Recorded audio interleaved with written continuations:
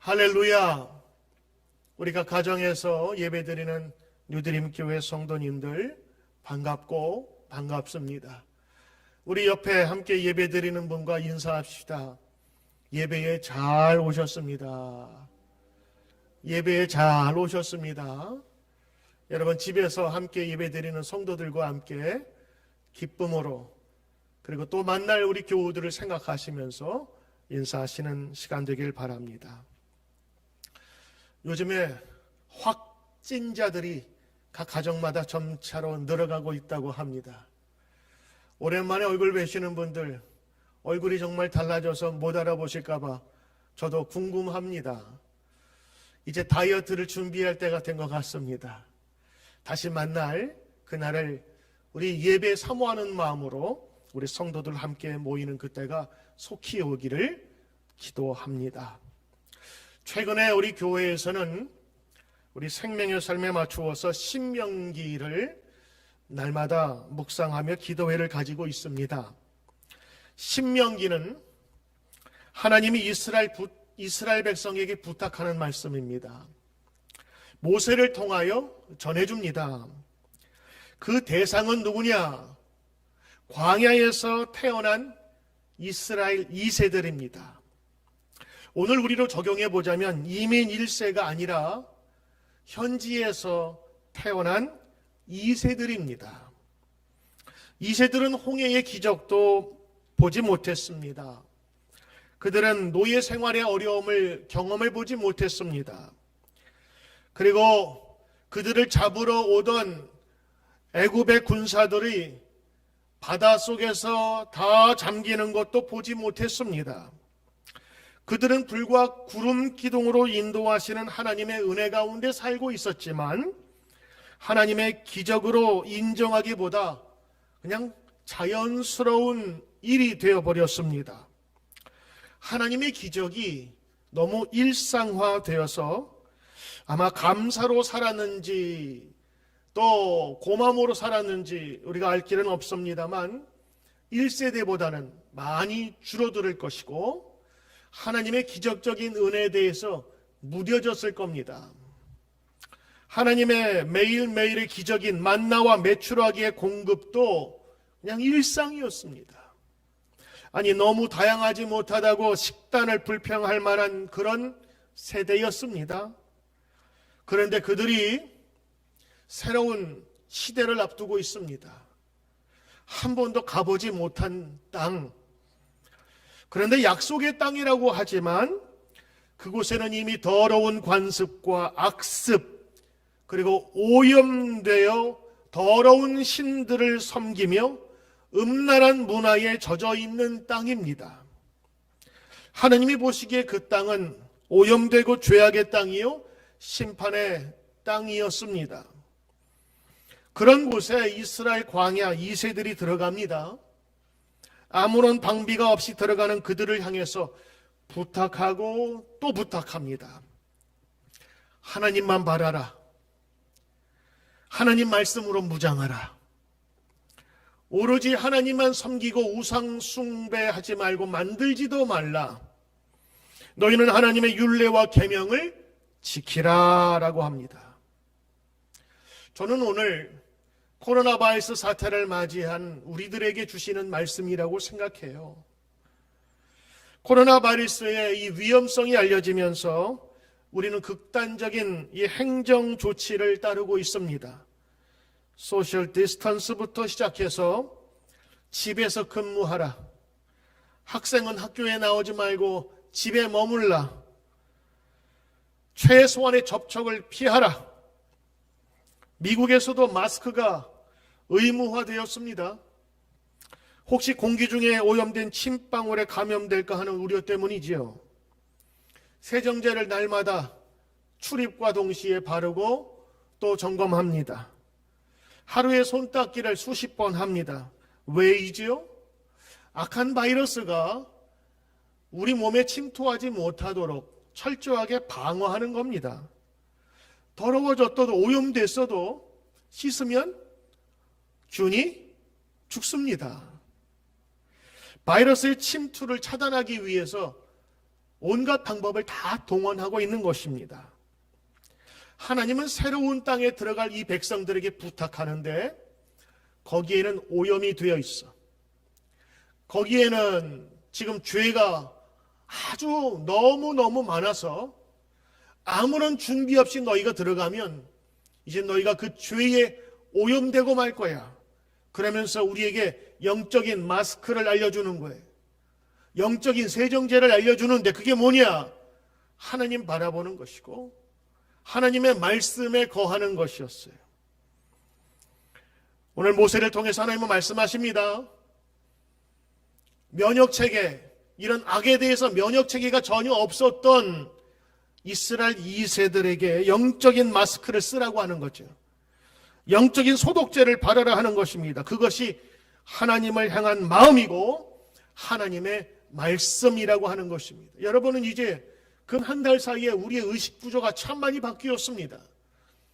스스로 알아서 마스크하고 사람들과 악수하기보다는 이 손 등이나 아니면 팔꿈치로 인사하는 게 이제 자연스러워졌어요. 하나님께서는 이 죄악된 새로운 세상에 들어가게 될 때에 염려하는 마음으로 그들에게 영적인 이 무장을 소개해 주는 것입니다. 자, 그런데 여러분, 저는 이 성경을 읽을 때마다 의문점이 들었습니다. 그 의문점은 뭐냐? 약속의 땅이잖아요. 하나님이 주시기로 하셨잖아요. 아니, 그러면 애태우지 말고 그냥 주면 되잖아요. 우리 선물 줄 때 너 이거 잘하면 내가 주지, 이거 선물 아니잖아요. 생일 선물 준비해 놓고 너 이거 하면 내가 줄까 말까, 애태우지 않잖아요. 밖에 운동장 3바퀴 돌고 안 하잖아요. 그냥 촛불 켜놓고 촛불 끄면 예따 하고 선물 주는 게 선물인데, 아니 하나님께서는 약속의 땅을 선물로 주시기로 해놓고 아니 그 땅에 이렇게 오염시켜 놓으면 어떻게 하냐? 이건 분명히 하나님이 무슨 딴 생각이 있으신가? 아니면 하나님이 미처 약속의 땅을 준비해 놓고 청소할 시간이 없어서 그들을 남겨놓았나? 저는 그것이 큰 의문이었습니다. 왜 이런 전쟁을 해야 하고 싸움을 해야 하고 고난을 감수하면서 그 땅에 들어가야 하느냐? 그냥 주시면 안 되느냐 하는 것이었습니다. 저에게 가장 큰 의문이었습니다. 근데 해결할 방법이 없어서 그냥 덮어놓고 믿었던 것 같아요. 여러분, 약속의 땅이라면서요. 젖과 꿀이 흐르는 땅이라면서요. 왜 근데 이런 고생과 고난을 앞두고 그 약속의 땅을 약속하셨을까? 오랫동안 가진 질문은 해결되지 못했습니다. 그러나 살아오면서 조금은 이제 하나님께서 하신 일에 대한 궁금증이 조금 풀려가는 것 같습니다. 왜 하나님께서 이 고난의 현장을 남겨두셨는가라고 하는 것입니다. 왜 고난을 그들에게 앞두게 하셨을까? 저 나름대로의 묵상을 통해 주신 하나님의 은혜는 이렇습니다. 고난이야말로 하나님의 백성을 순결하게 만들기 때문이다. 고난이야말로 하나님의 백성을 성결하게 만들기 때문이다. 고난이야말로 하나님의 백성을 죄에서 벗어나게 하기 때문이다. 고난이야말로 하나님의 백성을 악에서 떠나게 하기 때문이다. 고난이야말로 하나님의 백성을 하나님만 바라게 하기 때문이다 라고 하는 묵상의 결론을 얻게 되었습니다. 사람은 최적의 조건, 최상의 환경, 최고의 안전과 최첨단의 세상에서 살기를 원합니다. 그와 함께 그 최상의 환경을 자녀대 제2세에게 물려주고 싶은 것이 부모의 마음입니다. 그런데 부모 마음처럼 자녀 교육이 쉽게 됩니까? 무엇이든지 자녀가 원하는 대로 해주면 자녀가 잘 될 거라고 생각하십니까? 부모의 생각대로 되지 않는 것이 자녀 교육이고 세대 교육입니다. 탈무드의 교훈을 보니까 자녀를 가난하게 키우라. 그러면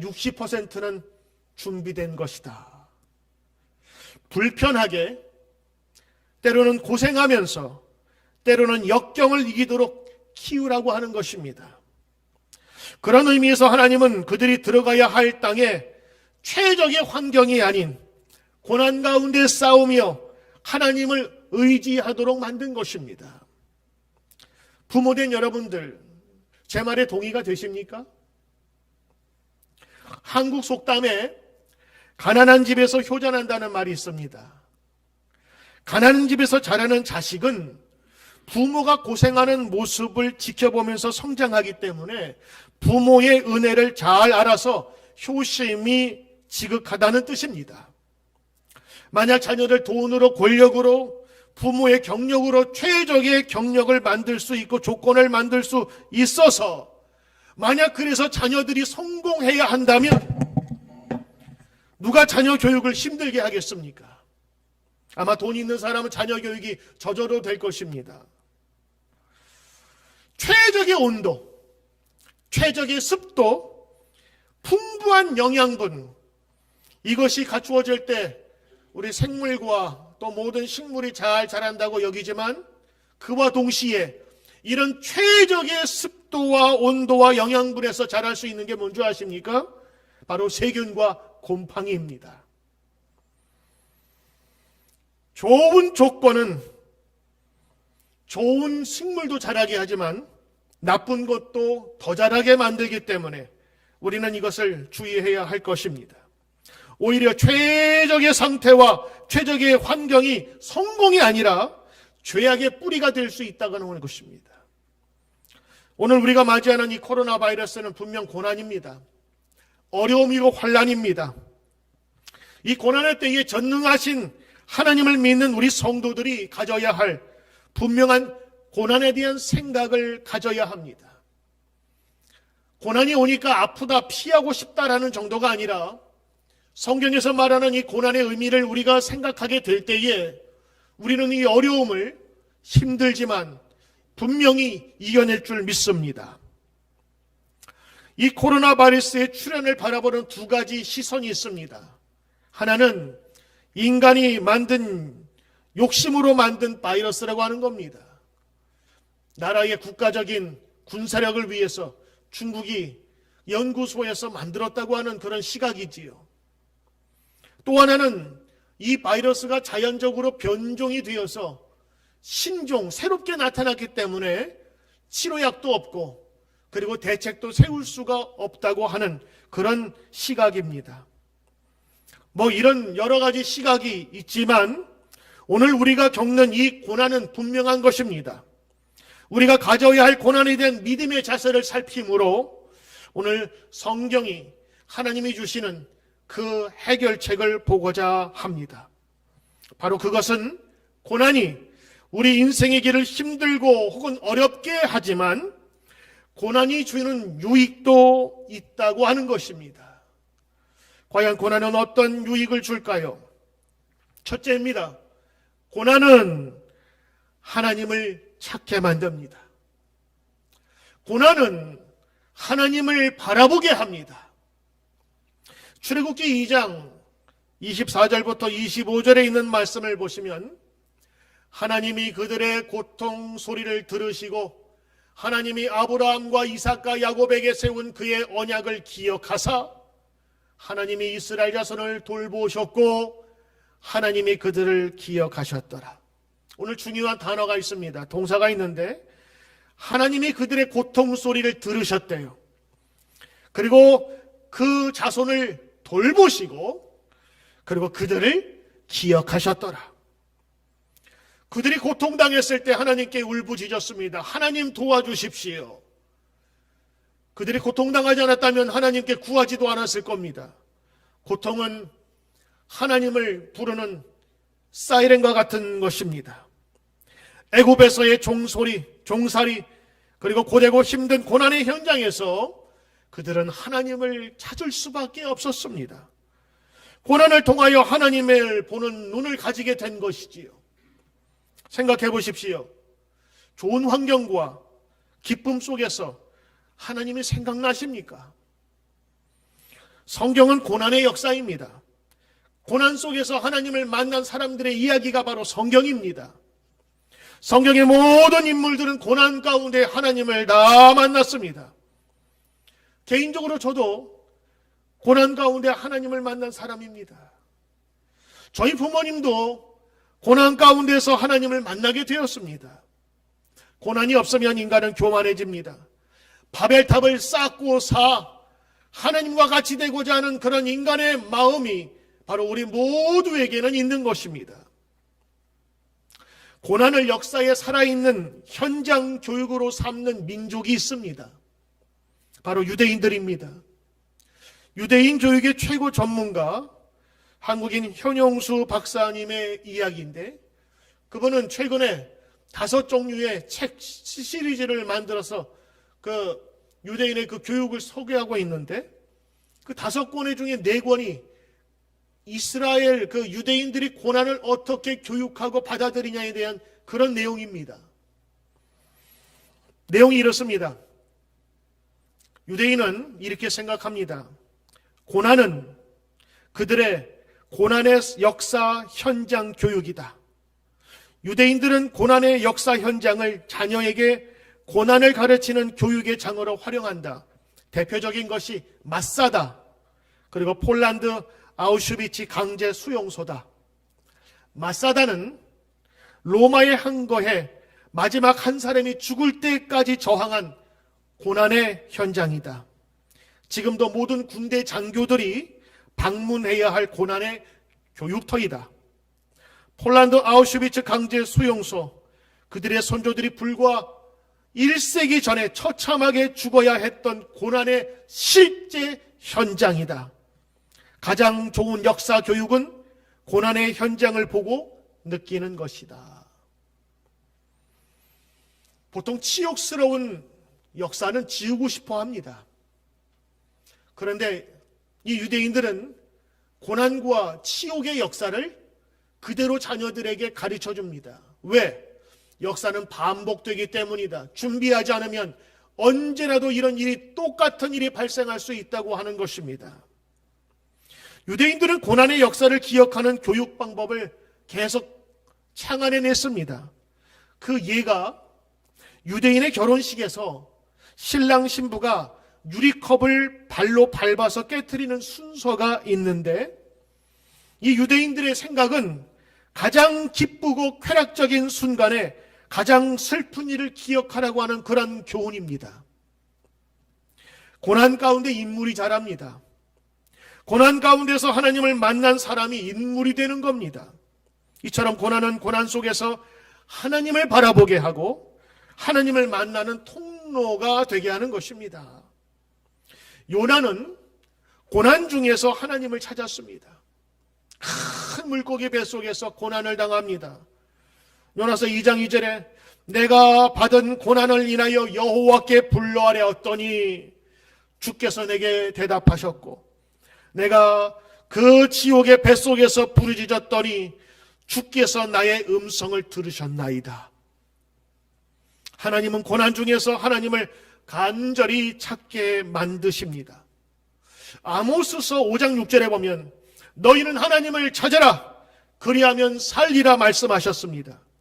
여러분, 고난이 오거든 곧 하나님을 찾으라고 하는 기회라고 생각하고 감사함으로 하나님을 간절히 찾으십시오. 고난은 때로는 이렇게 하나님을 만날 수 있는 유익을 우리에게 주는 것입니다. 두 번째로 고난이 주는 유익이 있습니다. 그것은 고난을 통해서 바른 길을 갈 수 있게 되었기 때문입니다. 고난을 통해서 바른 길을 가게 되었기 때문입니다. 시편 119장 67절에 고난 당하기 전에는 내가 그를 행하였더니 이렇게 고백합니다.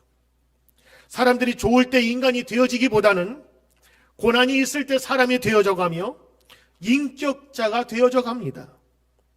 위대한 통치자가 될 수 있는 자질을 갖출 수 있게 되는 것이지요. 어떠한 정상에 올라가도 그것을 감당할 수 있는 그러한 모든 훈련이 고난 속에서 이루어지는 것입니다. 시편 51장 3절 4절에 보니까 오늘 이렇게 표현하고 있습니다. 물은 나는 내 죄가를 아오니 내 죄가 항상 내 앞에 있나이다. 내가 주께만 범죄하여 주의 목전에 악을 행하여 싸우니 주께서 말씀하실 때에 의로우시다 하고 주께서 심판하실 때에 순전하시다 하리이다. 다윗의 기도문입니다. 다윗이 고난당했어요. 자신의 죄가 보이기 시작한 겁니다. 자신이 그릇되고 잘못된 행동들을 느끼기 시작한 거예요. 왕으로 잘 나갈 때, 하나님이 높이 세우실 때에 다윗과 같은 사람도 자만하고 교만하고 하나님 없이 살았어요. 그 사건, 여러분이 잘 아는 밧세바의 사건입니다. 남의 여자를 자기 것으로 취해버렸어요. 그리고 충성스러운 자신의 부하, 그 여인의 남편을 죽게 만들었습니다. 아니, 살인했습니다. 다윗이 고백합니다. 고난당하기 전에는 내가 그릇 행하였더니, 다윗의 깨달음입니다. 그 범죄함으로 고난을 당하자 자신의 죄를 보기 시작한 겁니다. 우리는 특히 일이 잘 풀릴 때, 출세할 때, 성공할 때, 남보다 부유하고 남보다 더 많은 영광과 박수를 받을 때 우리는 그릇 행하기 쉽습니다. 그리할 때에 하나님께서는 고난을 통해서 바른 길을 갈 수 있게 만들어 주십니다. 이것이 고난의 역설입니다. 고난을 통해서 죄를 보게 만드신대요. 고난을 통해서 잘못된 나를 보게 만들어 준다고 하는 것입니다. 고난의 역설이 있듯 우리 이 시대를 살아가는 이 바이러스, 코로나 바이러스의 역설이라고 하는 그런 이야기가 나옵니다. 코로나 바이러스의 역설은 이 코로나 바이러스가 주는 고난으로 말미암아 때로는 유익을 볼 수 있다고 하는 것입니다. 이 코로나 바이러스로는 의외로 그동안 발견하지 못한 것을 발견하게 했다라고 하는 겁니다. 일명 코로나 바이러스의 역설은 이렇습니다. 물의 도시 베네치아가 사람의 이동이 금지되자 원래의 깨끗한 물 색깔을 찾았다고 합니다. 차량 이동량이 줄어들면서 각 도시의 대기 환경이 좋아졌는데 캘리포니아, 그 LA 도시는 일주일 동안에 30%가량이 좋아졌고 중국의 공장이 멈추어 서면서 공기의 질이 크게 개선되고 먼지가 사라졌는데 대기 오염 개선이 건강에 어느 정도 영향을 미치는가 살펴보고 분석해보니 영향력이 상당히 크더라라고 하는 거예요. 한 열구 연구와 코로나19에 의해서 희생된 생명보다 대기 환경 개선으로 20배 더 많은 생명을 살리게 될 것이라고 한다고. 2달 동안의 이동 제한으로 미세먼지가 줄어든다면 5세 미만 어린이 4,000명, 70세 이상 노인 7만 3천 명의 생명을 구할 수 있을 것이라고 합니다. 이 바이러스가 주는 또 하나의 역설이 있습니다. 남아프리카 최첨단 케이프타운에 흑인과 백인의 유혈 사태가 늘 빈번하던 곳인데 이제는 서로 돕는 이웃이 되었답니다. 남아프리카의 범죄율은 70%가 줄었습니다. 강도, 강간, 살인 등. 아르헨티나 강력범죄 90%가 감소했대. 엘살바도르는 2019년 하루 평균 600명이 살인 범죄로 죽어갔는데 2020년 3월에 단 2건으로 대폭 감소됐다고 합니다. 전쟁터에서도 기적적인 변화가 시작됐어요. 5년간 10만 명이 사망하고 260만 명의 피난민이 발생한 예멘 내전이 최근 4월 9일 휴전했답니다. 9년간 38만 명이 사망한 시리아 내전, 정부군과 반군이 3월 6일 교전 중단을 합의했습니다. 리비아도 교전 중단을 선언했습니다. 이스라엘, 팔레스타인이 서로 싸우던 그 두 민족이 방역을 협력하고 아프가니스탄에서는 미군이 완전 철수하게 되었고 전쟁을 준비하는 항공모함도 멈추게 만들었다 합니다. 이것이 바이러스의 역설입니다. 아니, 우리가 지금 죽어가는 수많은 사람들을 보면서 두려워하고 있지만 그 뒷면으로 전쟁과 기아로 우리가 보지 못했던 숫자의 수많은 죽음들이 오히려 줄고 있다고 하는 것입니다. 아프리카 오지의 나라 차드의 문인 무스타파 달렙이라는 글인데 어떤 분이 저에게 보내주셨어요. 요약하자면 이렇습니다. 아무것도 아닌 그 하찮은 것에 흔들리는 인류, 그리고 무너지는 사회, 순식간에 우리는 매연 공기 오염이 줄어들었음을 깨닫게 되었고, 시간이 갑자기 생겨서 뭘 할지 모르는 정도가 되었다. 부모들은 자신의 아이들에 대해서 알아가기 시작했고, 아이들은 집에서 가족과 함께하는 시간에 대해서 배우기 시작했으며, 일은 이제 더 이상 삶에서 우선이 아니고 여행, 여가도 성공한 삶의 척도가 아님을 깨닫기 시작했다. 우리는 스스로의 침묵 속에서 우리를 돌아보기 시작했고, 약함과 연대성이라고 하는 단어의 가치에 대해서 이해하기 시작했다. 우리는 가난하거나 부자거나 모두 한 배에 타고 있음을 알게 되었어. 시장의 모든 물건들을 마음껏 살 수도 없고, 병원은 10,000원으로 가득 차 있고, 더 이상 돈으로 해결되는 문제들이 아님을 깨닫게 되었다. 화성에 가서 살고 복제 인간을 만들고 영원히 살기를 바라던 우리 인류에게 그 한계를 깨닫게 해 주었다. 하늘의 힘에 맞서려 했던 인간의 지식 또한 덧없음을 깨닫게 해 주었다. 여러분, 오늘 이 고난을 당하고 나니 우리가 바로 이 고난 속에서 우리 자신을 돌아볼 수 있게 만들고, 우리가 미처 보지 못했던 것을 다시 한번 보게 만들게 되었다고 하는 것입니다. 세 번째, 이 고난을 통해서 얻을 수 있는 또 하나는 하나님의 말씀을 지킬 수가 있게 된 것입니다. 고난을 통해서 하나님의 말씀을 지킬 수 있게 된 것이었습니다.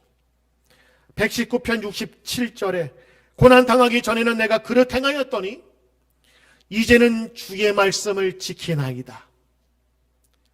고난 당하기 전에는 그릇 행하였는데 이제는 내가 주의 말씀을 지키나이다. 우리가 하나님의 말씀을 지키면 반드시 하나님께서 영광 받으실 뿐만 아니라 그 말씀을 지키는 자에게는 하나님께서 번성하게 해주시겠다는 약속을 해주셨어요. 사람이 번성케 되는 것은 하나님의 선물이요, 하나님의 말씀을 지키는 자에게 마땅히 주시는 하나님의 법칙입니다. 신명기 8장 1절에 보니까 내가 오늘날 명하는 모든 명령을 너희는 지켜 행하라. 그리하면 너희가 살고 번성하리라. 말씀을 지켜 행하면 번성하고 형통하게 되지만 지켜 행하지 아니하면 쇠하여지고 불통하게 되는 것입니다. 신명기 8장의 말씀에 의하면 하나님이 말씀하시는 것을 지켜 행하라. 그리하면 너희가 살고 죽는 것이 말씀에 달린 겁니다. 영적으로 오염된 땅, 윤리적으로 파탄난 땅, 심판이 기다리고 있는 땅, 음란한 바이러스로 가득한 세상에 들어가고자 하는 그 이스라엘의 2세들, 아직 영적인, 윤리적인, 성적인 면역력이 아무것도 없는 그들에게 오늘 하나님은 부탁하십니다. 너희가 살고자 하느냐? 이 영적인 말씀의 마스크를 꼭 착용하라라고 하는 것입니다. 시편 119편 71절에 있는 말씀입니다. 고난당하는 것이 내게 유익이라. 고난당하는 것이 내게 유익이라. 이로 말미암아 내가 주의 율례를 배우게 되었나이다. 고난당함으로 내가 주의 율례를 배우게 되었다 하고는 것입니다. 여러분, 고난의 최고 정점은 무엇이지요? 바로 예수님의 고난입니다. 예수님도 고난당하셨습니다. 세상의 모든 죄의 대가인 고난을 다 뒤집어 쓰고 가셨습니다. 세상의 모든 죄를 입으셨습니다. 십자가에서의 고난, 그 고난의 길을 가셨습니다. 고난 없이는, 십자가 없이는 영광도 없습니다. No cross, no crown. 왜 하나님이 능력이 없으셔서 예수님을 고난으로밖에 몰 수밖에 없었을까? 아닙니다.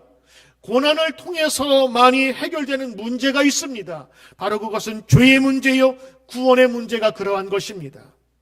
성자 예수님이야말로 고난의 극치를 온몸에 다 입으셨습니다. 사실 예수님께서 고난 당하시기 위해서 세상에 오셨다고 성경은 기록하고 있습니다. 마태복음 16장 21절에 보니까 이때로부터 예수께서 자기가 예루살렘에 올라가 장로들과 대제사장들과 서기관들에게 많은 고난을 받고 죽임을 당하고 3일 만에 살아나야 할 것을 제자들에게 비로소 가르치니, 마가복음 8장 31절, 인자가 많은 고난을 받고 죽임을 당하고 사흘 만에 살아나야 할 것을 비로소 저희에게 가르치시되, 히브리서 13장 12절, 그러므로 예수도 자기 피로써 백성을 거룩하게 하려고 성문 밖에서 고난을 받으셨느니라. 백성들을 거룩하게 하려고 고난을 받으셨느니라. 베드로전서 2장 21절, 너희가 이를 위하여 부르심을 입었는데 그리스도도 너희를 위하여 고난을 받으사 너희에게 본을 끼쳐 그 자취를 따라오게 하셨느니라. 여러분, 예수 그리스도께서 당하신 그 고난은 아픔을 느끼는 그런 고난 정도가 아니라 고난을 통해서, 슬픔을 통해서 죄악이 멸해지고 구원하는 역사를 이루시는 분명한 의미가 담겨져 있는 것입니다. 결국 주님의 이 고난은 모든 죄인들을 향한 죄와 사망과 저주에서 건지시는 구원의 역할을 한 것입니다. 사랑하는 성도 여러분, 고난이 주는 유익이 있습니다. 오늘 우리가 당하는 이 아픔과 어려움을 무작정 왜 이런 일이 벌어졌냐고 하나님께 원망하기보다는 고난 속에 감추어진, 혹은 우리가 미처 발견하지 못했던 것들을 볼 수 있는 기회가 된다면 이 고난은 우리로 하여금 더욱더 성숙하고 성결된 백성으로 우리를 세우실 줄 믿습니다. 사랑하는 성도 여러분, 고난이 때론 유익이 있습니다. 하나님은 고난 가운데 있는 우리에게 믿음을 더하십니다. 고난은 하나님을 향하게 만듭니다. 고난은 인간을 겸손하게 만듭니다. 고난은 깊은 성찰을 하게 만듭니다. 고난은 믿음을 강화시키고 성숙시킵니다. 그래서 고난 속에서의 감사는 미리 드리는 감사라고 표현하고 있는 것입니다. 오늘 이 고난과 어려움을 믿음 가운데 이겨냅시다. 때론 고난이 주는 유익을 바라보면서 낙심치 맙시다. 그동안 이 고난을 통해서 우리가 바라보지 못했던 우리의 즐거움과 쾌락만을 바라보았던 우리의 눈을 이제는 하나님을 향하게 하고 우리의 죄를 보게 만들고 이제는 하나님의 말씀을 다시 한번 지키겠다고 하는 굳은 결심과 다짐으로 우리를 세우신다면 이 고난은 오히려 우리에게 유익이 되는 것입니다. 하나님은 어떠한 형편에서든 우리를 도우십니다. 때로는 우리의 실수라 할지라도 협력하여 선을 이루어 우리에게 복된 길을 주시는 하나님이십니다. 이 전능하신 하나님, 고난 가운데 있는 우리가 바라보아야 할 하나님이십니다.